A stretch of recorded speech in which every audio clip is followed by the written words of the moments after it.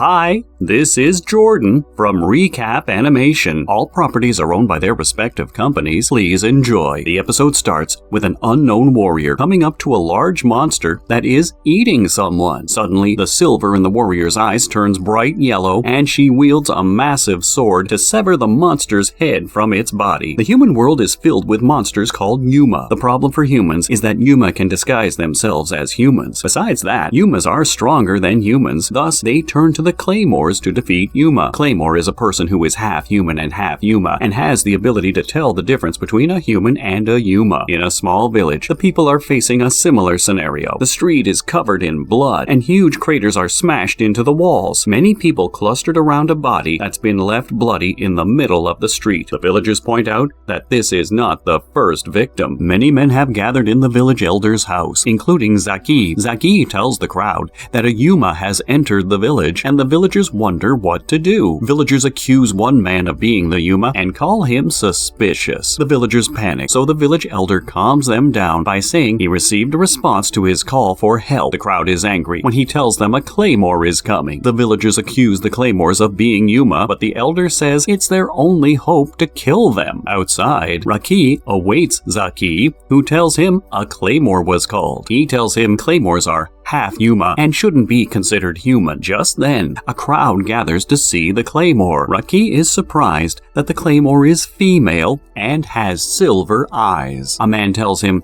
why they're called silver-eyed witches. As the Claymore passes, the crowd disperses. The Claymore heads to the village elder's house and tells him she won't accept payment. If she succeeds, someone will collect it, but if she fails, he won't have to pay. She continues her journey as the villagers run into their homes. On the way, she feels a presence.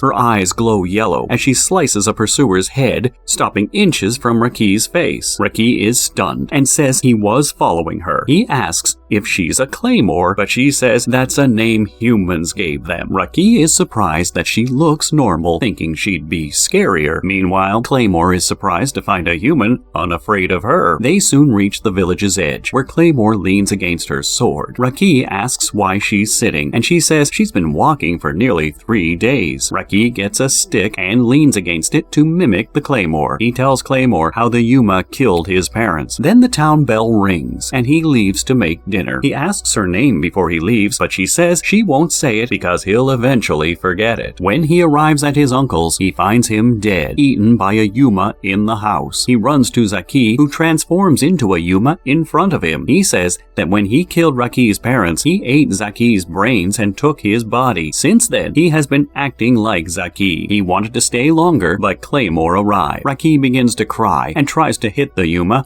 but it knocks him down. Then suddenly, the Claymore crashes through the roof and severs the Yuma's arm. She tells the Yuma she followed his scent on Raki. Raki's fearful when he sees Claymore's glowing eyes. Claymore quickly slices him in half. The Claymore leaves as Raki sobs in his wrecked home. The next day, Raki is seen in a sandstorm. He remembers the villagers throwing him out because they fear he may be infected with Yuma like his brother. Raki continues to walk, but soon collapses from exhaustion. He sees a shadow in the sandstorm, but blacks out before identifying it. Raki awakens in a hotel. The innkeeper tells him he's in Egan and has been asleep for 24 hours. The man says Claymore paid for his stay and brought him to the inn. When Raki thinks the Claymore is gone, a villager tells him it's in the nearby forest. Then after arriving in the forest, the Claymore he meets there is not the one from earlier. Raki then notices she called herself a Claymore, which Claymores never do, so he pushes her away. Then Claymore suddenly transforms into a Yuma and captures Raki. The Claymore from before then appears, but stops when the Yuma threatens to cut Raki's throat. The Yuma orders her to throw her sword away, but the Claymore doesn't comply. The Claymore tells the Yuma that a hostage won't work, but the Yuma disagrees, pointing out that the Claymore had previously saved Raki and obviously cared for his safety. The Yuma bets that the Claymore had a little brother like Raki previously, and then taunts the Claymore to attack. The Claymore then tosses her sword aside, and it falls down the hill beside them. The Yuma laughs before running forward and penetrating the Claymore through the stomach. However, the Claymore counters and flips the Yuma backwards. The Claymore climbs on top of the Yuma and grabs her sword as they slide past it. She cuts Yuma's arm off, freeing herself from it, and slices through its head. The Claymore then pulls the severed arm out of her abdomen and tosses it aside. Claymore's veins become prominent around the wound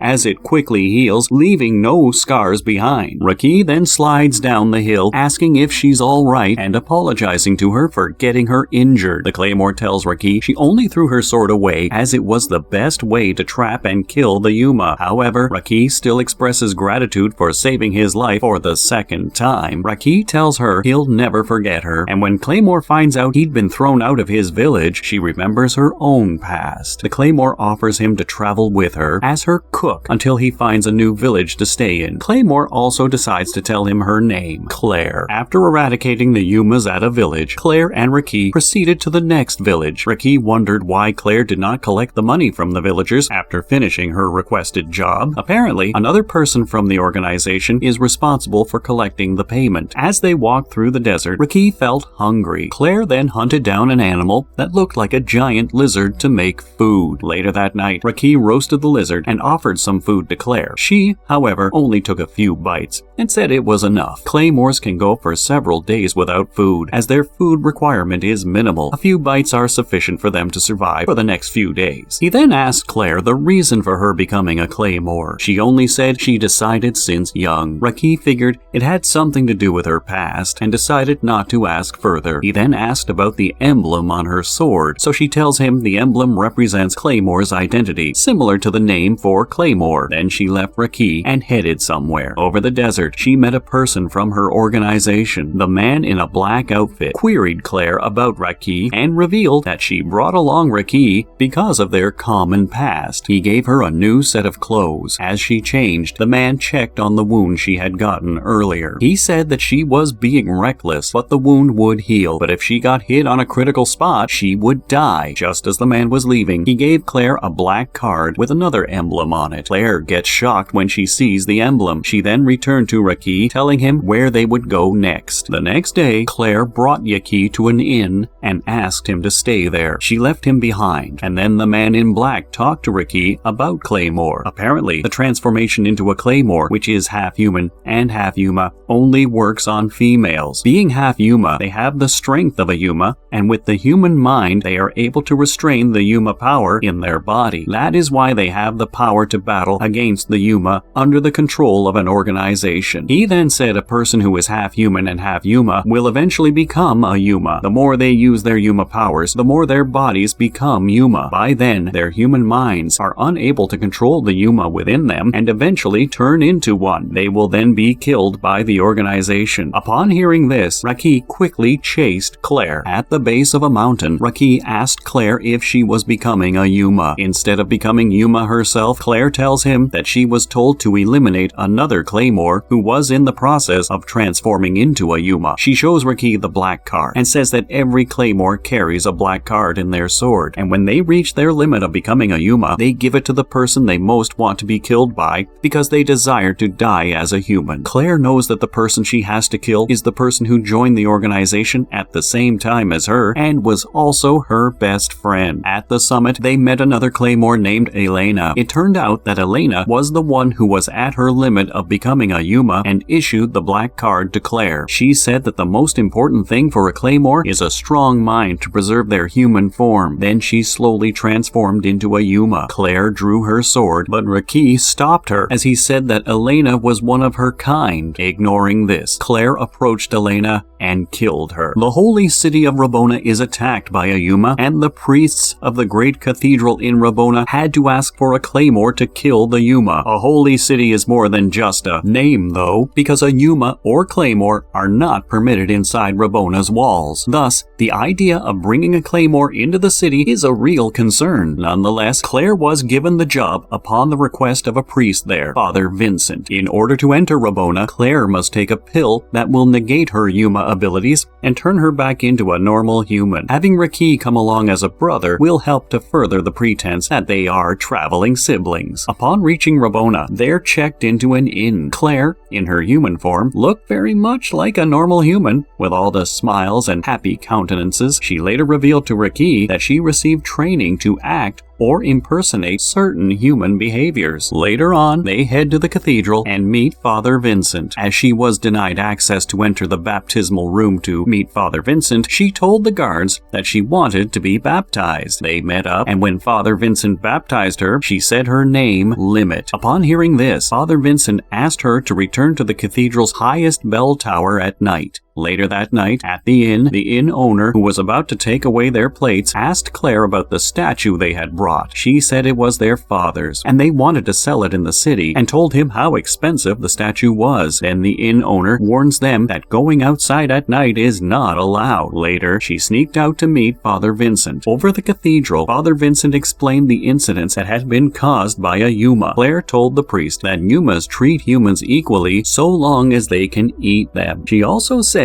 that there is a chance that she might fail to slay the Yuma, and asks Father Vincent to take care of Raki in case something bad happens to her. The priest was touched by her concern. On her way back, she was attacked by the city guards. They suspected her as a Yuma due to her strength and agility. They were surprised to see that the person they were attacking was a woman. Still, Claire managed to escape. However, the guards noticed something supernatural about her, as she did not shed any blood despite being attacked by them. The next morning, Raki woke up and noticed Claire turned back into her half-Yuma form. She said the pills only take effect for half the day, and she needs to continue taking those to retain her human form. Suddenly, the city guards barged into the room to inspect them in response to a Yuma attack in the cathedral. One of the guards from last night came to look at Claire wearing a hood. He suspected her of being a Claymore, but when he checked, her eyes were brown, not silver as a Claymore. Raki bit his hands and told them to stop suspecting his sister. The guards then left the room. Later that day, when Claire and Father Vincent met up at the cathedral, she informed him that the Yuma they are trying to fight is a voracious eater, one that has survived for a very long time but now has an insatiable hunger for human flesh. They took refuge in the cathedral to avoid getting spotted by Claymores. She inquired about the identities of those who had entered and left the cathedral and those who had stayed there overnight. The priest told her that at night, only priests and a small number of guards were allowed inside the cathedral. Later, as she moved out of the cathedral, the two guards found her. In their fight, they heard a scream from the cathedral, and Claire dashed to the cathedral. She sensed a Yuma's presence, but could not pinpoint its exact location. She checked on the victim, who was a guard. Then suddenly, the Yuma came out from the shadow and attacked her from the back. She managed to evade it. The two guards who managed to catch up to her were surprised to see the Yuma. She told them to stay back, but the Yuma made a move. As a result, she shielded them and sustained injury. The guards tried to suppress the Yuma, but they were no match against it. She kept on protecting the guards from harm. In the end, she was struck through her stomach. Thanks for watching. If this series is the most liked in my current production of anime recaps, I will make a part 2. Also, if you haven't yet, please subscribe to help me make more content.